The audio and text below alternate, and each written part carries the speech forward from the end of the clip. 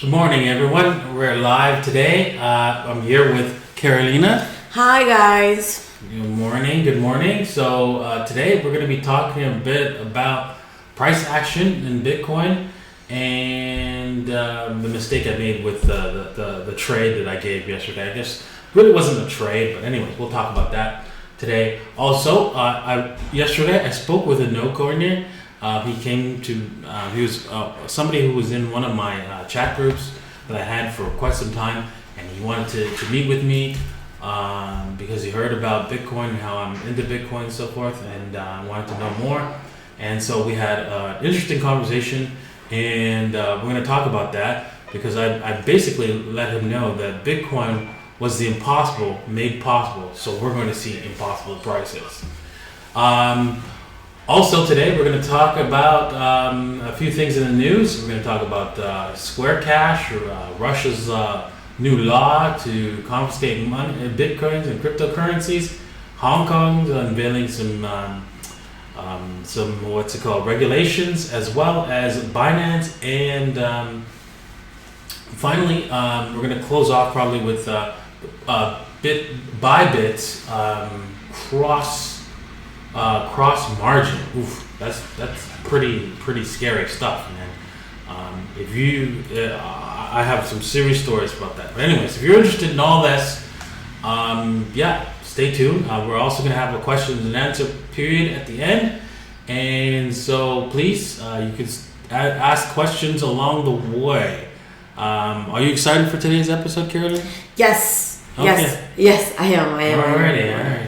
I was just reading comments. Alrighty. Okay, so let's start off with today with the trade that I mentioned yesterday. Now, I'm really sorry. I was just giving examples that I didn't give a real trade here. I guess I should have done that. I realized that afterwards that I shouldn't have provided this hypothetical thing where, hey, if you wanted to get into this, right, you can make sure that you would you buy this level and then a stop loss down here. The point was to set a stop loss, however you decide to trade. This was not a decent trade. In fact, if you want to know what I'm trading, I'm not in this trade. I'm not here to. I'm not buying. I haven't bought any part of this trade here, and in any part of this up and down movement yet. I really think we're going to go higher, but before we do that, I think we might dip down in an FU move. I get the feeling the FU move might not be as deep as I thought. As price action is the way it is, but I have a buy order in this area right here, which is around just above the 200 period moving average of the 4 hour. And it's between 8,700. Now, I think I'm going to sprinkle that order out, actually. Instead of just having one big order, I'm going to go change that to something where I have multiple orders in because I don't know exactly where it's going to come back to. I can't use fibs on this because of this wild movement. I don't think the fibs are going to work in this particular case. So I'm guessing that we're going to get a big FU move, and depending on how the FU move turns out, I'm going to continue with the trade because I like the market to come to me. I believe in that wholeheartedly. I like the price action to come to me and get me filled, and then I go from there.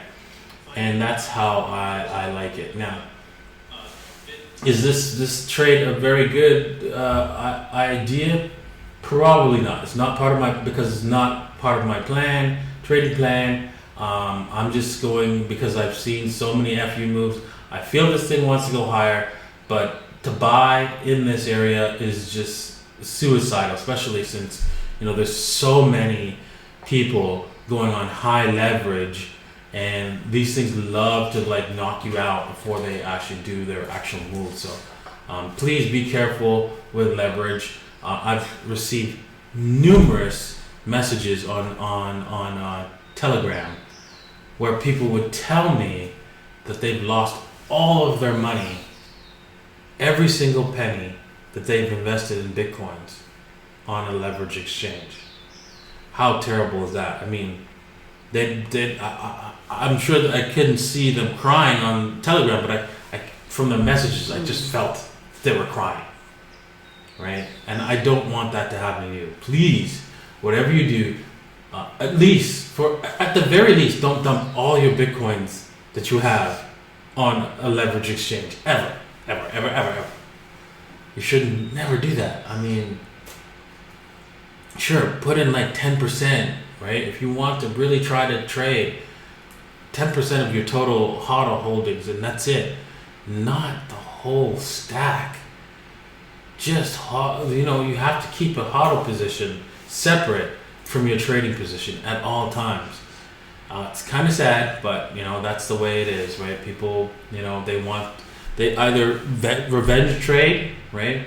Where you feel like, oh my God, I lost so much money in this market and I've got to get it back. That's the worst kind of. That's the normal number one killer of your HODL stack, is where you try to get back your money that you lost in a trade. It's really sad, don't you think? Yeah, that's brutal. Okay, well, with that said, yesterday I was speaking to a Chilean who came to visit me. He wanted to talk to me about Bitcoins and investing in Bitcoins, and basically had no cryptocurrencies. He was talking about all the different scams that he's been wrapped up in and so forth. He's a computer engineer, and he wants to get into this space. And I told him, what do you understand? He said he was just still studying about Bitcoin. And I said, okay, great. One thing that I want you to understand about Bitcoin is that it was thought to be impossible to create a digital asset where you would be able to transfer wealth to another person without a third party. You would be able to solve the double spend problem. This problem has existed in computer science since computers were invented, and it's been written about many times how it was impossible. And yet now we have Bitcoins. So imagine, now that we have an impossible situation, we solved an impossible computer science problem. Imagine what that's worth, right? Think about that for a second. Bitcoin has made the impossible possible. So now we're going to see impossible prices. Don't you think? Well, what do you think, Carolina? Yeah, I mean, it definitely has brought something to the game that was never seen before. And I mean, I guess the hard thing is how they're going to actually make it happen for everybody and for everybody to understand and actually, apply the use cases to it. Exactly. The problem is, of course, making it easier for people to use, but that's irrelevant. Because that's like saying, okay, well, hey, we've got this internet thing and it's really difficult to use, so, but that means it's useless? No. Obviously, look where we are today. No, it's not. It's right? Not at all. It's not at all. And it's still in its early stages. I mean, there's a lot more development that can be done for it to make it easier for people that, that are not so into technology and that they don't understand the whole tech thing. And it has to happen at the end of the day if we want everyone to use crypto and everything that crypto and decentralized technology can offer. Exactly.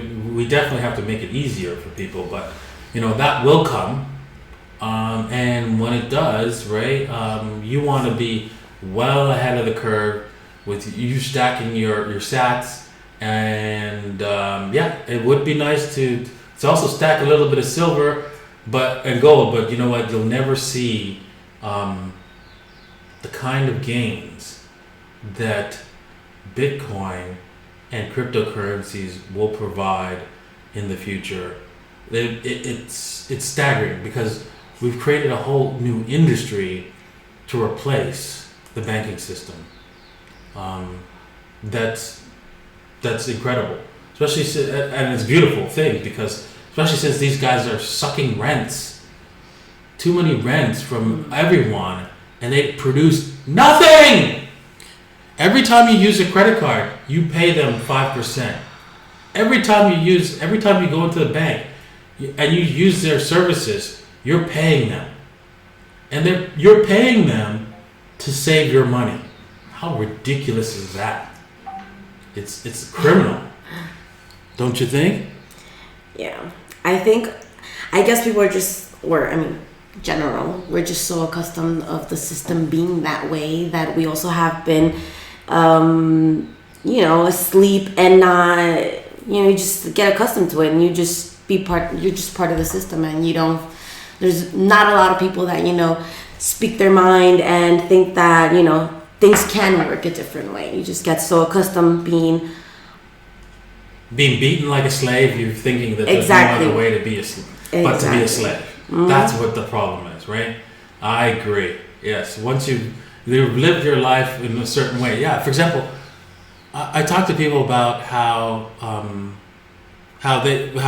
we need less government to only protect us from foreign invaders, basically, because that's always that's the problem, where you need a military that's controlled by the government, because the problem is to have private military is another issue. But anyways, people would always tell me, well, what about roads, right? And I'm like, okay, listen, I understand how you feel, right? But because here, I'll prove it to you. If the government were to produce all the shoes for every single person, and there was you grew up only knowing that the government produced shoes, you would never feel that there was possibility that the private sector could create shoes. And you would say the same thing. You would say, well, if without the government, we wouldn't have shoes. You can't imagine a possibility, right? Because you've grown up with the government creating shoes. It was the same with the roads. You've grown up with the government creating roads. And why did the government create roads? It's not, you think to help you out, but not really. It's to help corporations. Corporations need roads more than you do. And since they don't want to pay for it, they want you to pay for it.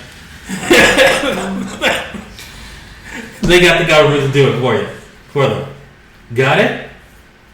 So that's the whole fraud of government help, right? Most scariest things I've ever heard is I'm here from the government. I'm from the government. I'm here to help. Those are the most scariest things I've ever heard. And I'm here to help? Yes. Yeah, they don't help. They hurt you. Alrighty, well, what is everybody drinking today? I am drinking coffee, black, no sugar. Like always. Mm-hmm. I don't know how you do that. What do you mean you don't know how I do it? No, I don't know. I can't do that. Yeah, coffee with no sugar. Well, it's you don't enjoy the taste of coffee. I do. I guess. I do. Right? Because you probably have your sugar with a slight touch of coffee. No.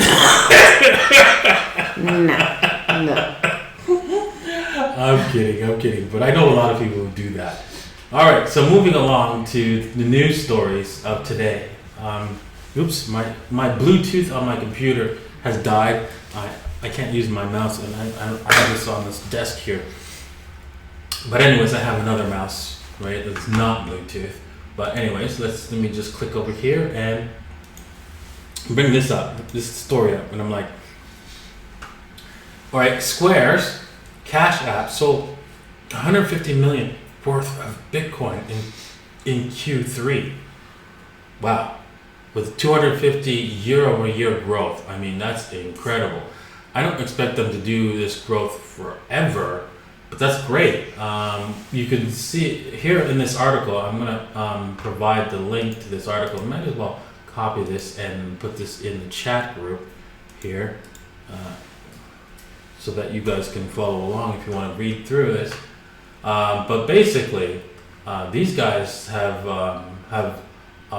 accelerated in their growth. You can see here in this chart that they are growing really rapidly, and so rapidly, if they continue on this growth now, I don't expect this to happen, that by next halving, 2 BTCs will be purchased on Square for every one mined. That's crazy. That's crazy. So that means if we mine one Bitcoins, people are buying 2 of those mined Bitcoins, which is not possible. That means they have to buy it from somebody else. Obviously. Right? They have to buy it from somebody who actually owns Bitcoin. That would be great, because you know what, when you can't, the only way for supply to, if people are buying 2 Bitcoins for every one block to mine, the only way for supply to increase with Bitcoins is with price. You have to increase the price in order to be able to keep up with demand. That's it. So, I don't know, $100,000 Bitcoin, here we come by 2021. Easily. Yeah, so stack those sats. Stack them up. Yeah, so in Russia, they're planning to, interesting thing they're planning to do is really they're planning to like set up wallets and stuff like that so that they can confiscate cryptocurrencies. Now, I don't think they're going to confiscate your individual cryptocurrencies per se, but I think they're probably going to shut down any kind of businesses that run and accept cryptocurrencies and basically either A, Ponzi scheme, or B, they are basically not following the regulatory environment, and so they'll shut those guys down, or mining company or something like that. Someplace fixed in Russia is where they're probably going to attack individuals. I doubt it, in a sense that they're not going to stop you at the airport and say, oh, how many Bitcoins do you got, and take it from you. This is probably just they're setting up for businesses at first, of course. Individuals might come later. Oh my God, don't make people panic. But yeah, they're just they're not. They didn't mention Bitcoin per se in this article, but they will be. That'll be their number one coin that they'll be setting up wallets for, and doing confiscation so that they can load their purses up with cryptocurrencies. All right, Hong Kong basically creating crypto exchange regulation with KYC. I hate KYC, but you know what? That's the way it is, right? Not everybody has ID on this planet, and it's not fair that people who don't have ID cannot have access to finances, to high finance. But that's all changing, as you know, with DeFi products. You'll be able to get loans so long as you have some crypto. And eventually we're going to tokenize things, and then we're going to give loans on those assets as well. Like home, we're going to tokenize homes, we're going to tokenize cars, we're going to tokenize all kinds of things. And this will allow finance, decentralized finance will exist for people who do not have any ID to open up a bank account. Well, we're just stuck with the KYC because KYC is part of our current system, and exchanges, like it or not, they work under the regulation of the current system. And even though crypto is decentralized, we're still centralized by these exchanges, and we still need liquidity from them. So what are we gonna do? Exactly.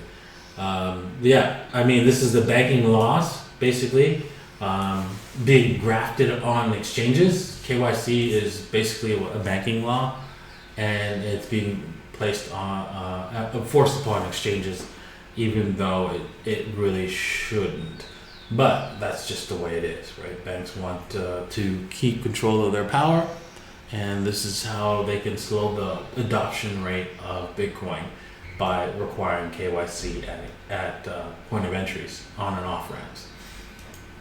All right, moving right along. Oh man, this is incredible. Because when you read this article, you're thinking Binance to advise Ukraine government on upcoming crypto regulations, right? You're going, oh, cool, that's awesome. But I want you to think about this for a second. How long has Binance been around?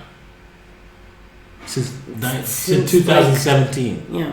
They started at the peak of Bitcoin. And they're like 2 years old. And they're advising governments. They're like 2 years old.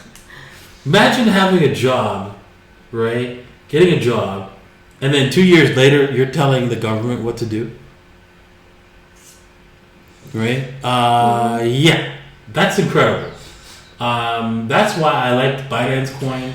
I'm not saying that you should run out and buy Binance Coin. This is attached to a company. You think it should be somebody with more experience, an exchange with more experience? Yeah, the thing is, right, there's a lot of exchanges out there with more experience. Bitstamp, Bitfinex, even though I don't trust them.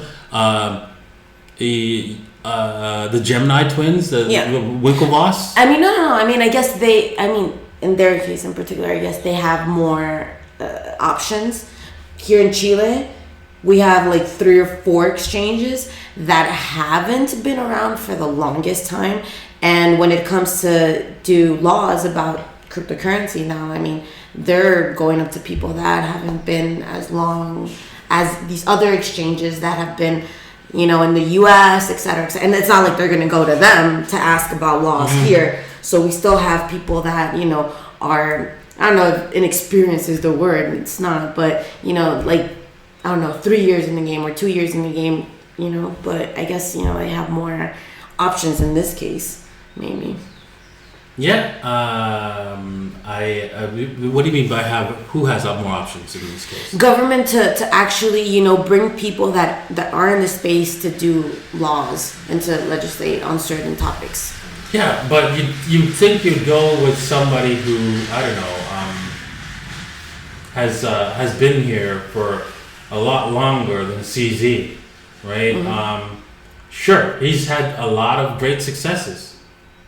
No, hands down. He's done things the right way, and he's grown exponentially fast. But really, to be in control of, to be there, I heard that he's also going to be in discussions with China to reopen exchanges. I'm like, God damn it, that's some serious power, man. Where do you get that? How did you get there? To be able to get an audience with the Chinese government, to reopen exchanges in China. That's incredible. That's just mind-blowing in my point of view. From my point of view. All right, so here we go. The next story is Canadian crypto awareness ownership increases. Basically, in Canada, they did a survey of all the hodlers and how cryptocurrency hodling has increased. Now, where is that information here? I saw it here the other day, and now it's gone. I can't find it. Great. Yeah. Let me see here. I'm gonna open up this article. Where did I see it? Well, they had stats up here, and now I can't find it. Now, anyways, they had stats on the growth of cryptocurrency in Canada, and it was incredible how it's slow. We were seeing that even though the growth is like only small amounts of percentage, it's growing. And wait until the next boom, it's going to be exponentially larger. It's only a couple percent right now, like 3%. But man, wait until the next big boom.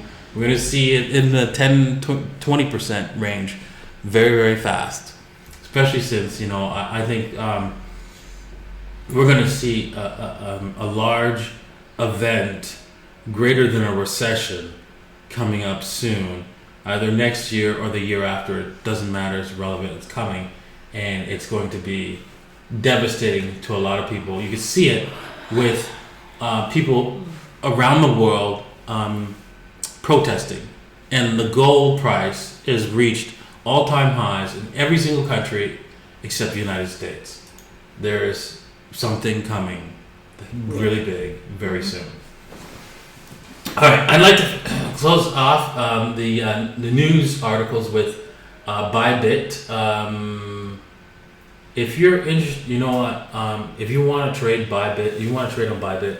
A lot of people have given you like links out there. People that have watched this video, you've seen everyone pushing their ByBit affiliate link. And I'm going to push mine, but what I'm going to offer is that, you know what, I felt so bad for the guy who came to me. I said, listen, if I'm your ByBit affiliate, I can give you a portion back of the money that you lost, right? And so I'm going to offer that to all of you guys. If you go on to connect to my ByBit link and something happens that you've lost a lot of money on ByBit, I'll deal with you on a case-by-case basis and then do what I can to help you retrieve some of your losses. But you have to be connected to my ByBit link in order to do so. I will provide that link in the chat group later on today. So please check that out if you're watching right now. And you just scroll through the comments and you'll see my ByBit link. Click on that, get another email address, and start trading from that, because you know what, I don't want to see people lose all their money. It just wrenches my stomach. This is why it wrenches my stomach so badly that I wasn't about to do the ICO with ByDAO unless I had some sort of assurances that, you know, people would have something should they not complete the project. I didn't want to see another project go to zero and people lose everything that they've invested. I just can't stomach that at all, right? So that's why I configured this particular ICO this way, so that you are guaranteed, at least to at the worst case scenario, you only lose 80% and you still have 20% of your money. I will be creating a Telegram group in sometime next week for all the investors, so that we can chat and keep up to date on what's going on with the project. I don't want to leave you guys hanging at any point in time. All those investors, I want to take care of you guys. So this is something I truly believe in. I believe that people should do their best to not lose money, but also you need to invest, of course, and investing does take risk, requires some risk. And so there will be a chance, there is a probability when you take a high risk of losses, and you have to accept that. So that means you must only place a small amount on high risk bets, and that includes ByBit or anything else that you do. Make sure it's nothing that, you know what, I've been in a lot of ICOs, not a lot, but I'd say about 3 or 4. And of those, right, they've a few of them, like I'd say 2 of them went to zero. But I didn't cry about it. I didn't think, oh my God, I lost all my money. At no point in time did I ever felt that way. That, oh my God, I wasted all my money. Right? At no point in time. And that's the way you have to feel when you're investing in anything. You should never feel at any point in time that if it goes to zero, that you lost a lot of money. Yeah. And if you did, you've invested too much. Because that could actually happen with whatever coin or token they have already invested, and that it did go up and you did do well. There might have been a chance that would have been, you know, the other way around. Exactly. So yeah, and also, you know, the information's out there regardless of what you know, Davinci can say or what any YouTuber or media can say. Information's out there. You can read by yourself and also have your conclusions about it and see, you know, if it fits your profile. If it does, great, and if it doesn't, it's also great. Yeah, so I just added to the chat the link to the buy Dow chain. If you're interested in buying the tokens, right, go right ahead. Make sure you keep your risk very, very small. And because you know what, this is a high risk, high reward situation. So really, you should only use a little bit of your investment money, so that, hey, you know what, if this thing takes off, you're not gonna be a millionaire, but you'll be really happy. That's what it should be, right? And that's it. Alrighty, so moving on to the questions, right? Questions and answers. Right now, what's the time on this? We're already at 30 minutes at this video, so I'm gonna just stick to 15 more minutes of questions and answers. Okay. Carolina, do you have some questions? Yeah, there's a lot of questions. So, Bitfin says, what do you think about the trading strategy of longing and shorting at 5 price levels on the outside of price ranges using stop losses that, when you hit, result in a max 4% loss of the actual value? 4% loss of the actual trade, right? So if you lose only 4% of the trade, sure, this sounds like a great idea. So for example, if you enter in on a trade, and let's just say it's $100 in the trade that you're risking in total, and you're only going to lose 4% of that $100. That's $4.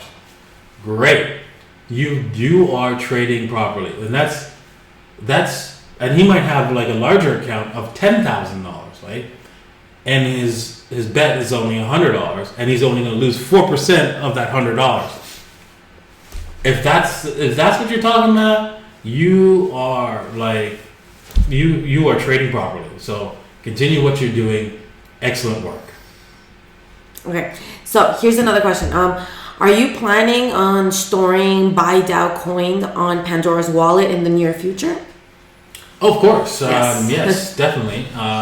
I'm trying to get as many coins as I can, because I'm using it in my little old lady strategy. So I need this personally. So yeah, I will be getting as many coins as I possibly can onto Pandora's wallet.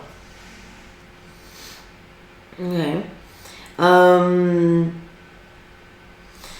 Okay. Here's another question. These unregulated trading exchanges are just the new BitConnect. Some exchanges are trading against you. Just buy and hold. I have to agree with that statement, because when you're talking about these leveraged exchanges I want you to understand, BitMEX, ByBit, and any other exchange that does perpetual swaps is a casino. You're walking into a casino, and worse yet, you're walking into an unregulated casino. And that means they could take all your Bitcoins and sell them into the market. And in order to, if there's an imbalance of buys and sell orders, they can do things to manipulate the price so that they liquidate you. And remember, you have to understand, in the most cases here, they are taking the other side of the bet to profit. And so obviously, it would be in their best interest to find ways to liquidate you, and because they get all that liquidation. So whenever you get liquidated, whenever you get stopped out at a loss, that's profit for them in most cases. Yes, they have to give out on the other side, people who are trading and get a win. They take a loss on that. But what happens is only 10% of the traders are successful. So you could expect that they were making a killing off of all the people believing that they can trade and they dump all their money and they go long 10x with everything they got. Or they go short 10x with everything they got and they get stopped out or liquidated. All that liquidation, like 24 Bitcoins, is one person lost 24 Bitcoins in one trade. Everything he had. You can see how that can quickly add up to a lot of money that these guys are making. Right? So consider that when you play with these leverage exchanges. Alrighty, so next question. Really short. Ann Holloman says, Carolina writes great articles. Thank you for that. I appreciate it. You can check it out on DaVinciCodes.net website. So thanks for that. So CMAT says, Bitcoin price is every day broadcasted on Bloomberg. Do you think that it is now considered as a regular asset? Oh, it was considered as a regular asset a long time ago. Once we started with all the with the CMA exchanges, the CMA and New York getting involved, and basically when JP Morgan started trading it, and they were telling everybody, hey, don't you dare buy Bitcoins. If anybody buys Bitcoin in my company, I'm going to fire them. That's when he was buying, right? It was already taken seriously. He's crazy. So, central banks are going to create their own digital coins, so Bitcoin will be screwed? Yes, they will. And if they use time locks and stuff like that, if they have time locks in their digital currencies, which would be obviously they should have, they are pretty much screwed because what's it called? That means that you can do decentralized exchanges once they have that time lock, a feature in their digital currencies. And you could actually take possession of them just like you could with Bitcoin. Then decentralized exchanges can work with those currencies and to do atomic swaps, and then that would be the end of their currency because of Gresham's law, right? Good money basically chases out bad money. Obviously, people are going to save in the good money and spend the bad money, and that's basically central bank money. So okay, so considering everything that's going on in the world right now, CMAT says, if the stock market crashes, do you think that Bitcoin price will fall as well because it is considered as a risky asset by many investors? Yes, it will fall because the reason why you'd think that no, wouldn't people buy it because they'd be getting out of the market and jumping into Bitcoin? No, it's because what happens is the market is the stock market is a lot larger than Bitcoin, and if people take losses will take large losses in the stock market, they will come to a point where many of those losses people will have to sell other assets that's give them profit in order to cover the losses in the stock market, especially when they're trading on margin, and margin trading is a lot worse on the stock market. Whilst you could margin trade on ByBit, BitMax, and whatever you put there is the maximum you'll lose. But if you're trading in the stock market with margin, and you're wrong, you could lose more than what you deposited. You could actually lose a lot more, your house, everything you own, right? Because their margin does not stop at what you have in their account. It stops at all your money that you have. Everywhere. They'll take everything that you got. So you have to be even that much more careful with margin in the stock market. And so you can imagine if somebody goes long and then the market just tanks and that person loses everything and he's got Bitcoins. He's got to sell them in order to cover his margin losses in the stock market. And that happens a lot. Okay. Let's see. Says, do you think an institutional investor could just buy all the Bitcoin market offer as a famous trader did it before with the cocoa market?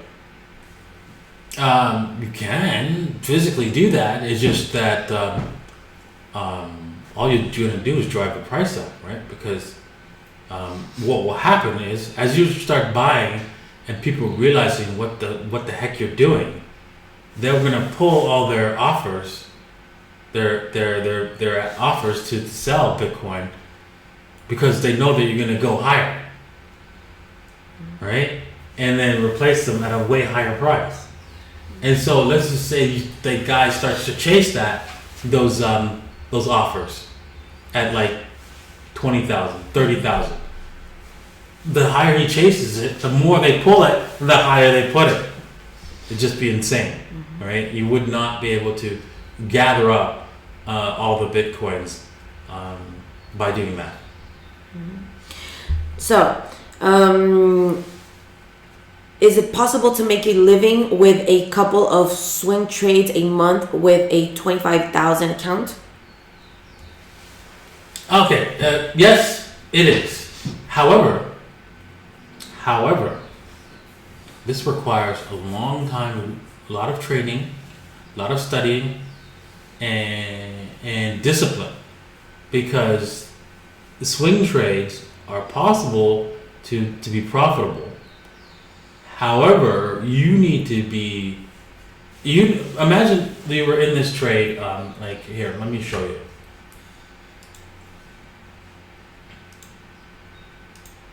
Let's just say this price is Bitcoin price is going up, right?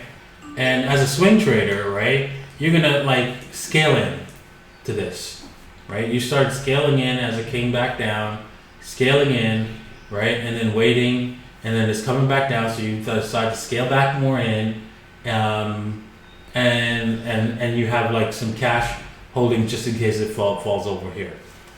So in that process, what's happening is that you're in a negative. You are hurting right now. Most people do not have the mental wherewithal, the fortitude to hold whilst you're in losses all this time on this swing trade. The odds are, right, we're going higher, a lot higher, right? But you've got to hold through all the pain, and if it like jumps down where I think it dumps to, you've got to hold through that pain as well. That is so difficult, especially if you watch it come down and it doesn't spike back up and it just bounces around here for a while. That will be your nightmare, because you just don't know what's going to happen next. You might think it's going to dump down, and so you have to say, for example, your stop loss as a swing trader is down here, and you have to accept the losses should Bitcoin get down here. So obviously, as you're having your balls kicked in as the price comes down here, you're hurting badly. You're freaking out. Did you make the right choice? Is this gonna work out? That is really difficult to handle, and I find that most people can't. So I would not recommend it. So I'm gonna mix quickly two questions that I feel a lot of people have been getting into. First is, has Bitcoin failed as a world currency? And then another one that says, do you still believe in Bitcoin as a peer-to-peer currency as you did in the early days, or is it more of an investment instrument now? are there any altcoins that you have more faith in? Okay, so the two questions is, one of the questions is, has Bitcoin failed as a world currency? Well, it's not a world currency. So it can't fail as a world currency because it never was. Call me when it does, right? And then we'll talk about whether or not it failed. Maybe he afterwards. Maybe he meant, has it failed to do a mass adaptation as a adoption as a world currency? I have a problem with that word. Yeah. As a world currency. You know what? It's just started. It's just still new. It hasn't. It's still being built out. It's still being improved upon, and yeah, we gotta wait. I mean, that's like saying in 1999, has the internet failed as because we don't have video and audio and and at the end of the day, and not everybody's using it. It's going against an economic system that has been for a long how long? Mm-hmm. And this is, it's like, it's been around. Yeah, our economic system has been around for over 100. This current horrible economic system in North America or worldwide, actually, we've never had this worldwide experiment where everyone was on fiat money. There was always a time where half the planet was on fiat and the other half was on gold, and that collapsed the other half a lot faster. Mm-hmm. But this is the first time we're 100% on fiat. And so, it's going to take some time to replace this 100% fiat system. So the second part of the question was, do you believe that Bitcoin is still as a peer-to-peer currency as you did in the early days, or is it more of an investment instrument now? Well, it is more of an investment instrument now because of what the direction the Bitcoin development team has taken it. I don't see beyond large purchases in the future Bitcoin being the actual currency directly being used. We'll probably use a Lightning network or something else similar to that, which is just basically the currency backed up, Bitcoin's backed up with another currency, and that's what effectively Lightning is. It's Bitcoin backed up on the Lightning network, and they create satoshis that you trade back and forth. They didn't give it a name, the currency, but that's where I think where their mistake was. I think they should say, hey, you know what, this is Bitcoin's backed up by this currency.